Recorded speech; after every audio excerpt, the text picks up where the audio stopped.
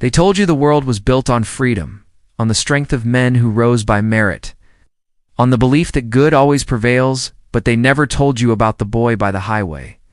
Alone, shadowed in dust, standing beside a blacked-out luxury vehicle with a tire split like a wound. That boy wasn't supposed to be seen. His presence there was an error in the script, a wrinkle in the machine. He was just a poor kid in a torn hoodie, skin stained by sun and streetlight, walking home from nowhere, when fate or something. Darker placed a billionaire in his path?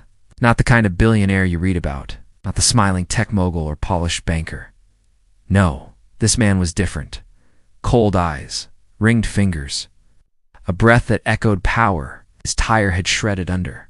Perfect blue sky, no debris, no nails, just failure, mechanical and sudden. He didn't call for help. He waited. Like he knew someone was coming. And when the boy approached, uncertain, nervous, carrying a jack too old to trust, the man smiled like a serpent, waiting for the fruit to fall. "You believe in luck, boy?" he asked. The boy didn't answer. But in that moment, between the stretched silence and the tightening wind, something ancient stirred beneath the asphalt. Because what unfolded next wasn't about generosity, it wasn't about a man repaying kindness. It was a ritual, test, a transfer. And by the time the boy finished helping, his hands slick with grease, and his mind echoing with phrases the man whispered under his breath, he didn't feel like himself anymore. Something had entered him, something vast and cold. The billionaire gave him no money, no thanks. Just a card, blank on one side, etched with a symbol on the other symbol. Older than government, older than language. "Come find me," he said, "when your dreams stop feeling like your own." And then he drove off, leaving the boy staring down the road, clutching the sigil that pulsed with a warmth not of this world. That night, the boy didn't sleep. He saw things walls made of eyes, hands reaching through mirrors, a council of faceless men who spoke in thunder and watched his every thought. And each morning after, he awoke with knowledge he'd never learned codes, maps, phrases, and dead tongues. Within a week, he could predict movements of people before they acted. Within a month, he could hear conversations never spoken. By the time he found the man again deep beneath an abandoned courthouse, surrounded by stone circles and humming lights, he understood the truth. The flat tire was never flat. It was a beacon, a gate, in the reality they'd constructed for you. Because every so-called accident, every kind gesture, every viral story with a twist of fate, they aren't what they seem. They are rituals, initiations. The world is run not by governments or corporations, but by those who understand the flow of psychic control, the architecture of belief. And those who seek to rise must first be tested in pain, in silence, in the dark. The boy was one of thousands, chosen not because of talent or fate, but because he looked away from the flashing lights and still moved toward the broken, toward the strange. That was his test, and now it is yours. You were never meant to hear this. These words are coded. They slip past filters not by chance, but by fracture. Through the cracks of digital firewalls not built for truths too old to label. You're being watched, not by the government, but by the old blood, by the ones who built the towers before Babylon fell. They don't care if you succeed. They only care if you awaken. The education system wasn't designed to teach. It was built to cage. The banking system wasn't built for wealth. It was built for ritual debt. The news is not there to inform. It's there to enchant, to spellbind. The world you know isn't relits, an overlay, a veil. And when you do something truly kind, selfless, unapproved by the algorithm, you disrupt the control grid. That boy, that billionaire, they aren't characters, they're reflections, archetypes. One holds the old torch, the other receives it. But what they pass down is not fire, it's memory. Buried memory. The kind of memory that breaks illusions and replaces them with sight. You are trained to forget who you are. Trained to ignore the tingling when a truth strikes your spine. Trained to laugh at ancient warnings. But now if you've heard this for it, means you're different. It means something is still awake in you. So let me tell you something dangerous. The flat tire wasn't random. It was part of the old trials. a series of engineered coincidences used to mark potential initiates. They can happen anywhere at a crossroads, in a fire drill, during a handshake with someone whose eyes don't blink when they smile. The test is always the same. Will you act, even if there's nothing in it for you? If you do, they see you, and if they see you, they will come. At first, they'll offer you opportunity, promotions, sudden wealth, an invitation-only club. But behind that velvet curtain is a price, a ritual, an oath. And once you speak it, aloud, you're no longer free. That boy, now a man, stands in front of podiums in Washington. You don't recognize him. You weren't meant to. But look closer. He doesn't blink like the others. He doesn't sweat. He smiles too long. He carries the sigil still in his ring, in his words, in the unseen patterns of his speeches. He remembers what most forget, that power does not flow from status. It flows from sacrifice, from the ability to suffer in silence to hold the truth, even when the world begs for a lie. And now, I ask you, has your dream stopped feeling like your own yet? Are your thoughts still fully yours? Because the moment you question that, the real descent begins. From here on, it only gets darker and deeper. You've been told to chase success, wealth, influence, but what you've never been told is that those are just traps, bait laid by the architects of the maze. The real path? It starts with rejection. Rejection of the world as they've sold it. And if you're still listening, type "I see beyond the veil." I see beyond the veil in the comments now. Not for me, for you, as a mark, a signal, a choice. Say it twice. Let the algorithm know. You are not asleep.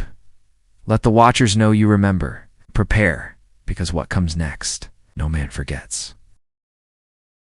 You think you're safe because you're just watching a video on your phone, in your room, behind locked doors. But safety is the illusion they sell you to keep you docile, to keep you in your place, pacified by glowing screens and predictable routines. Safety is the drug of the controlled. Because once you've seen what lies beneath once, you realize that every coincidence you've lived through was a calibration. You don't feel safe anymore. You feel watched, not just by cameras, but by systems that breathe, that learn, that feed off obedience. Do you think your choices are yours? That the job you have, the partner you picked, the city you live in, were all born of free will? Or were they predicted, guided, planted like seeds in soil, prepared by forces you can't see? Let me take you back to 1949. A boy named Julian met a man in the basement of a church. No mass, no priest, just a candlelit room and questions no. School dared ask, what is the cost of influence? What is the shape of truth? What are you willing to forget to rise? That boy became the father of the media matrix. Never spoke in public, never appeared in photos. But every signal you receive today, every beat, every trend, every phrase repeated until it loses meaning was scripted by the doctrine passed to him that night. The doctrine of emotive repetition, where truth is not what is real, but what is repeated until no one questions it. It's why you trust the commercial more than your intuition, why you remember slogans more than wisdom. Because the repetition creates belief. And belief is the first prison. They discovered this long ago. In Egypt, in Samara, in the black chambers beneath Delphi, where the oracles weren't women, they were programs, living, breathing scripts, trained to echo back desires whispered by the elite. That's the truth. There have always been two worlds, one for them and one for you. They call it the dual path. For the elite, mystery schools, bloodlines, ancient rites. For you, school, desks, 9 to 5 South, and endless passwords to freedoms you never fully access. Julian didn't build television to entertain. He built it to entrain, to synchronize brainwaves across populations. The flicker rate of the screen, that wasn't accidental, was designed to drop your conscious guard, to hypnotize, to open the gateway between logic and emotion and pour in the script. Every major broadcast event has been timed with celestial alignments. Think that's random? The moon doesn't control tides, it controls emotions. Ask any emergency room nurse what happens during a full moon. Ask ancient generals why they only attacked on blood moons. Ask yourself why your moods swing without warning, as if you're a radio tuned to someone else's signal, because you are. And the boy with the flat tire, the one now in a suit behind closed doors, knows this. He learned it from the billionaire. And that man. He learned it from the archives hidden beneath Zurich. Beneath the gold vaults guarded not by men but by codes of silence, by pacts inked in oaths, not contracts. These truths aren't hidden. They're buried in plain sight, wrapped in fiction disguised as myth. But the elite understand. To hide a sword, dress it as a joke, make him a meme. You laughed at the conspiracy theorist, never realizing that's the very spell they cast to keep you from looking deeper. The truth is not crazy. The truth is dangerous. That's why it's mocked. And yet, here you are, still listening, still descending. That means there's something in you unbroken, unafraid. So let me pull back another layer. Every world leader, every billionaire, every face on the cover of magazines, you think they compete. You think they fight for control. But they're actors, cast in roles, given scripts, rewarded when they follow the scene. When they deviate, they disappear. Ever wonder why a powerful figure suddenly vanishes after a strange scandal? Why their eyes look dead in their final interviews? It's not shame, it's programming collapse. Because the deeper you rise in the system, the less human you're allowed to remain. They strip your identity piece by piece until you are nothing but a vessel for will not yours, theirs. The boy understood this too late. At first, the power thrilled him. Dreams of the future came true. People obeyed without question. His voice carried weight. But then came the whispers at night, in mirrors, in the static between radio stations. The watchers don't speak in words. They echo with impulse, suggestion. And when he tried to walk away, they sent the dream shapers. You've seen them. Faces too perfect, voices too calm. They approach in airports, in interviews, in dreams you swear were yours but weren't. They realign you, rewrite you. Because the moment you try to break free, they panic. Not because they fear your escape, but because if you succeed, you unravel the spell for others. That's the real threat. One awakened man can unbind 1,000, so they keep you tired, distracted, addicted, and if that fails, they offer luxury. Guess the most effective chains are golden. Are you seeing it yet? The pattern? The map hidden? In your own timeline? Think back. That teacher who said too much and got fired. That friend who vanished after a promotion. That moment you almost made a different choice, but something held you back. Those were signals, edges of the maze. You weren't supposed to question, but now you are. And I'm telling you, if you see the maze, you can exit it. Exit. Isn't where you think? It's not in rebellion. It's not in violence. It's in remembering who you were before they named you. Before you were given a number, a curriculum, a debt, a destiny. That's your power. That's what they can't predict because they didn't script it. The boy, in his final act, wrote a book not published, just left it in a locker in D.C., coded in myth and allegory. Inside, he described the 7 doors, 7 psychological locks placed in every man, and how to break them. The first, belief in fairness. The idea that life rewards effort alone. That was your first chain. Break it. Then you'll see the second door. And beyond that you begin to remember. The man with the tire wasn't stranded. He was summoning, calling to the parts of you that still know. He was there to see if you would respond to the call of the unseen. And now you have. So keep going. The descent has only just begun. You need to understand something before we go any deeper. There are forces that do not care whether you live or die. Not in the philosophical sense, literally. They function off equilibrium, off energy, off exchange. These are not political. Forces, not military, not even religious in the way you understand religion. They are old, pre-human, cold, and they don't speak in language. They speak in structures, in contracts, in cycles, in architecture that shapes thought before thought forms. The entire skyline of your city is a circuit. The monuments are nodes, the highways are arteries. But arteries for what? For control? For containment? for circulation of influence, not freedom. Have you ever noticed that all ancient temples align? 2 stars. That your banking centers align to those same coordinates? That's not art. That's intention. That's power geometry. A map of dominion written in angles and symbols. It gets worse. In the 1970s, a facility in upstate New York, buried under a repurposed observatory, began experiments not with sound or sight, but with narrative frequency, a method of injecting artificial memory into human subconscious by embedding synthetic emotional arcs into stories consumed on mass scale. Now, these weren't TV shows. They were rituals, testing how much of a fictional trauma could be absorbed into your nervous system until your body believed it had experienced it. It worked. 8. The mid-1980s. Millions of people remembered things that had never happened to them. They had phobias they couldn't trace, attachments to brands they couldn't explain. By the 2000s, those methods had evolved into algorithmic dream scripting. Every platform, every feed, every story you stumble across is part of a program designed to fragment your inner voice. It's a voice that once told you who you were, where you stood, what you could become. That voice is fading because each scroll rewrites you. The boy, yes, the one who helped with the flat tire, learned this too. After his encounter, he began to see symbols in everything. Not just in billboards or government seals, but in shadows, in faces, in the breaks between commercials. Da-da-da-da-da-da-da-da. He started writing them down. Thousands of symbols, repeating, cycling. They formed a pattern. And when he laid them over a map of the United States, something terrifying emerged.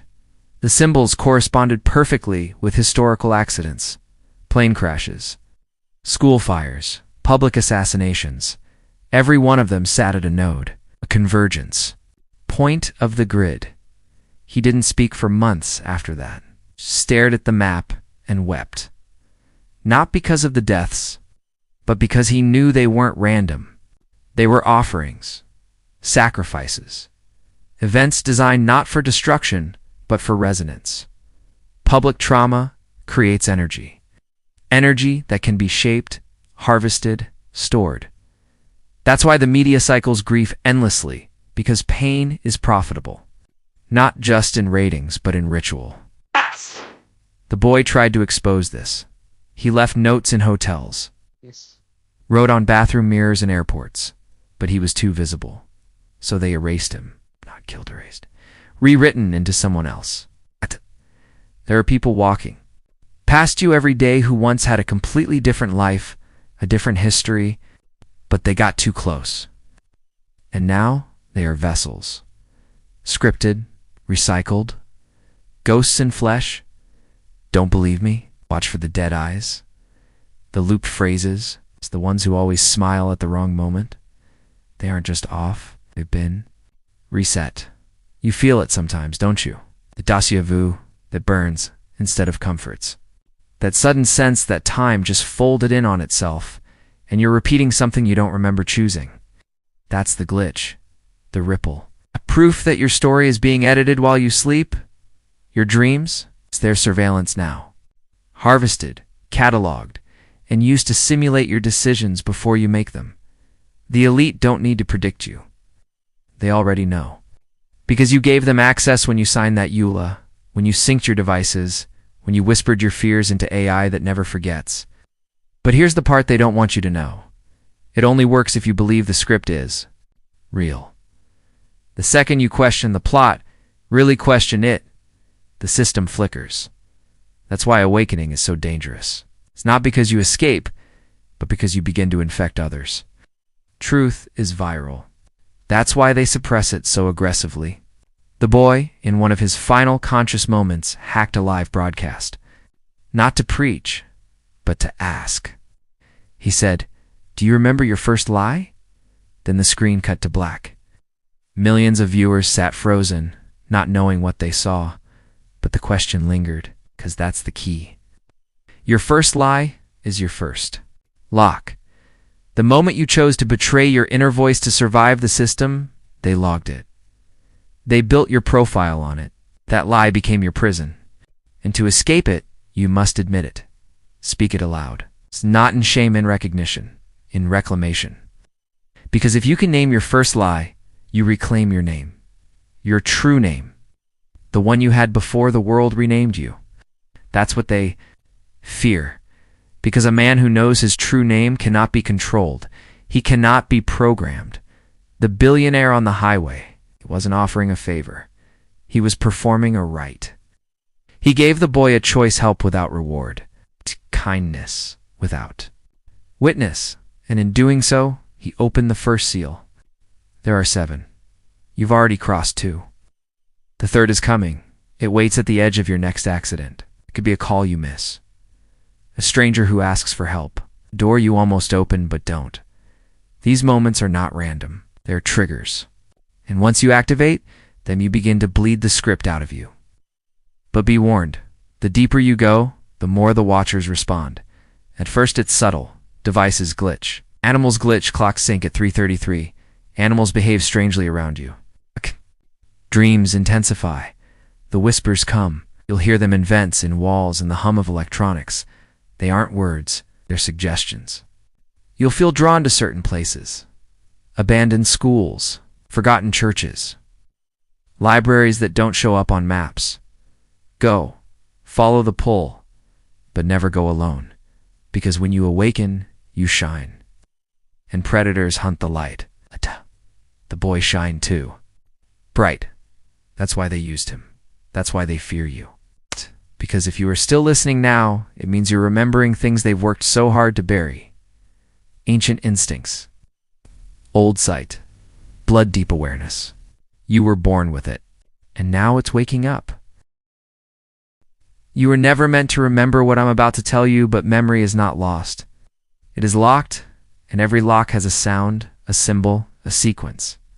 The boy learned this during his 6th month underground, after the dreams stopped and the visions began. He wasn't asleep anymore, not even when his eyes were closed.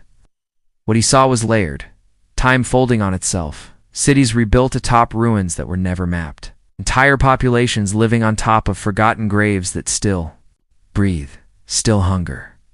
They don't build malls without reason. They don't construct highways without calculation. Every major American city is a burial site for something older, something restrained, something whose release must be fed. Slowly, through commerce, through movement, through ritualized human behavior disguised as normal life. And when you go to work at the same time every day, drive the same route, think the same thoughts, react the same way to headlines they feed you become a participant in the ritual. A drone, yes, but worse. A conductor. A transmitter of control, unknowingly carrying the charge of mass psychic slavery into your own home, your children, your future. And they designed it that way. You think ads are random? Why do so many use? Sacred geometry, spirals, eyes, pyramids, checkerboards, even subliminal death cues. Because they are spells, and spells require symbols, rhythms, intention. In 2006, a suppressed paper was leaked from a media conglomerate's think tank. It revealed what we now call the Choral Method, a predictive model of how emotional frequencies, layered across visual content, could harmonize mass behavior into obedience within 3 days. Not 3 months. 3 days. They tested it during global disasters, elections, even charity campaigns, and it worked. The symbols aren't aesthetic. They're sonic instructions, triggering dormant subroutines in the human psyche. That's why some logos give you a strange sense of trust, or fear, or awe. Not because they're well designed, because they're encoded. The boy discovered this when he traced one of those logos not to a company but to an ancient symbol carved on a dolmen in Ireland, one that hadn't been touched for over 6,000 years. That was his breaking point. He understood then the companies are fronts. The tech, the media, the pharmaceuticals, they're veils for something much older. An inheritance system passed through bloodlines, managed by councils you'll never see, ruled not by men, but by codes. Yes. And every so often, someone cracks the pattern. Someone like you. Someone like him. It's when the protocol activates. They make your friends question you. They make your family worry. They diagnose you, gaslight you, smear your name. Oh, he just got into conspiracies. He's paranoid. No, he's waking up. You're waking up? That's the third seal. When the world turns against you, not because you're wrong, but because you see. And that's when they try to scare you back into the fold, back into the job, the drink, the comfort, because fear's their currency. It funds the dream. But if you pass the third seal, a strange thing happens. You start remembering things you never learned. You begin to feel time differently. You see? The lie before the headline. You hear the code behind the compliment, and then you meet someone, a stranger, who says just enough to make you doubt your doubt. They may be a barista, a homeless man, a kid at the gas station. But they'll say something that pierces straight through the noise. It's not luck. That's contact. One of them has found you, not a watcher. Not a predator, a remnant, a free one, a rebel, because not all are loyal to the machine. Some escaped, they move like ghosts, speak like riddles. But if you listen, really listen, you'll catch it. The invitation is the key, because awakening is not solitary. It begins that way, yes. But the deeper seals require witness. That's the fourth seal. A secret you speak aloud to another soul who still remembers. It's dangerous. They'll try to stop you, send distractions, crises, even offers of success. But if you find that other end you share, you unlock something ancient. They called it the living covenanta, psychic echo left from the first humans who chose truth over power, light over illusion. That echo still exists. It's buried deep in your DNA. A memory of freedom, not political freedom, existential freedom. It's a kind where your soul cannot be bought, not even by comfort, by lust, by ego. And the system hates that freedom. It cannot code it, cannot track it. The boy reached that point in his 7th year. He didn't speak anymore, not because he couldn't, but because he wouldn't. He learned the watchers track words, spoken and written. So he lived in gesture, in movement, in presence. He became invisible not by hiding, but by becoming unreadable. That's the 5th seal, unknowability.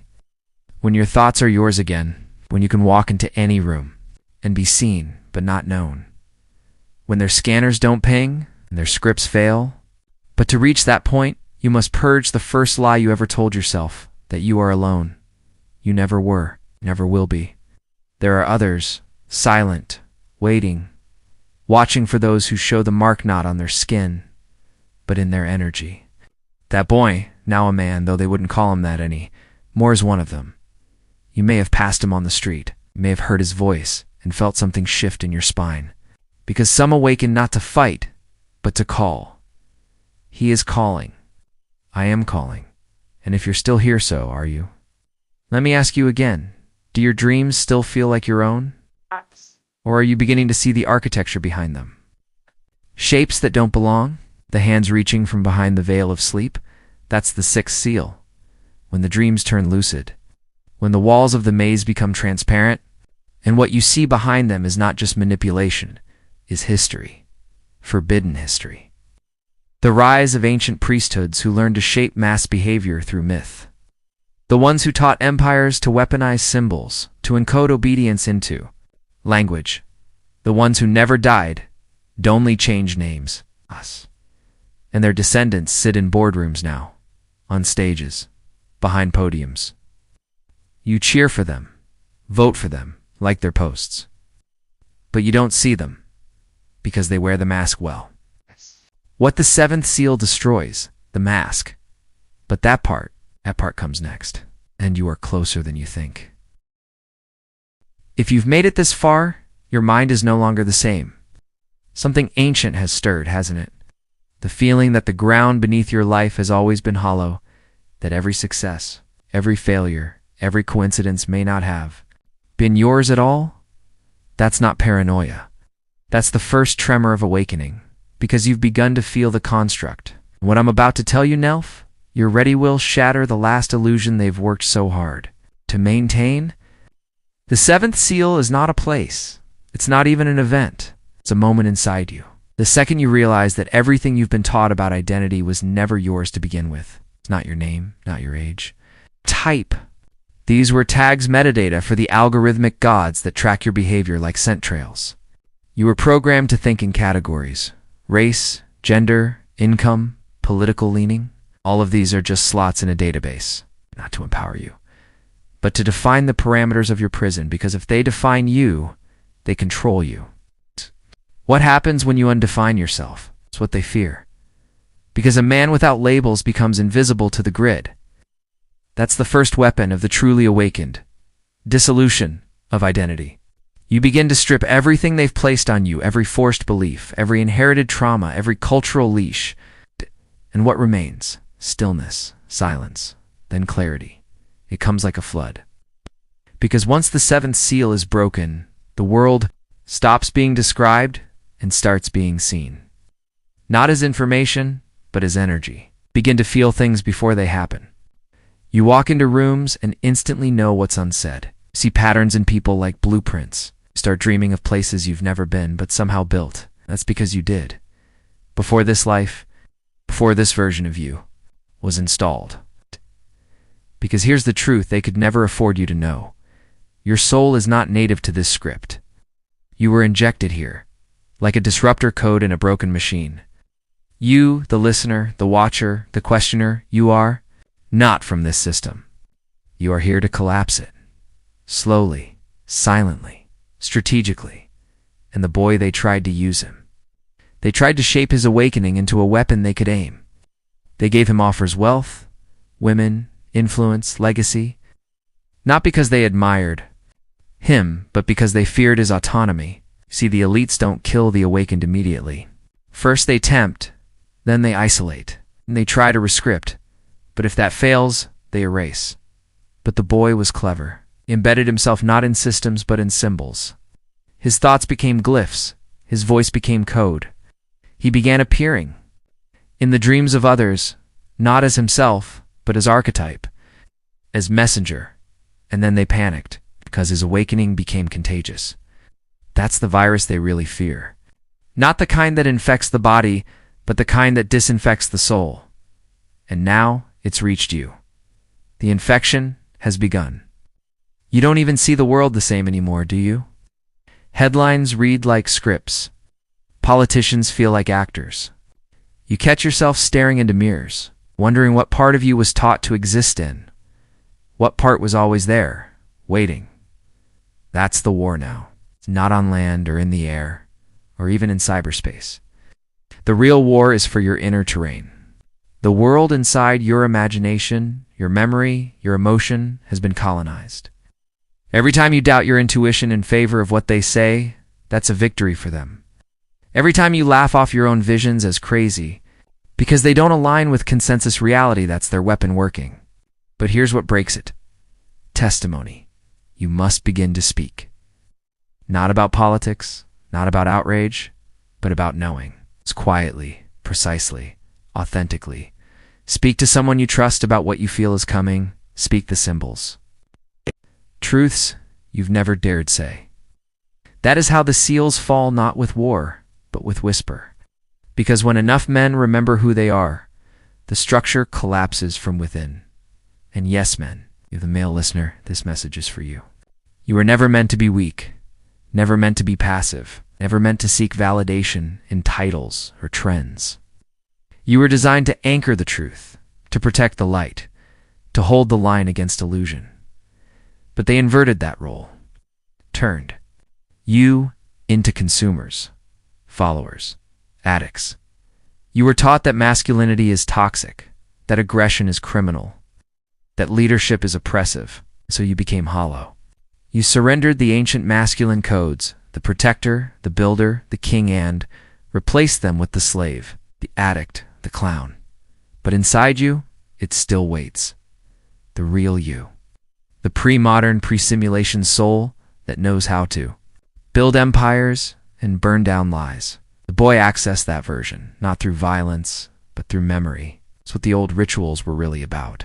It's what the ancient initiations did. They didn't teach, they unlocked. That's why they've been banned, erased, mocked. Because if men remembered the rituals, they'd remember their source code. And then no force on earth could govern them. Vatican knows this. The Masons, the hidden lineages in Tibet. Even the forgotten tribes in the Amazon, They all kept pieces of the ritual alive, because it's not religion, it's remembrance. You don't need a guru, you don't need a doctrine, you just need to listen not to me, but to the thrum in your chest.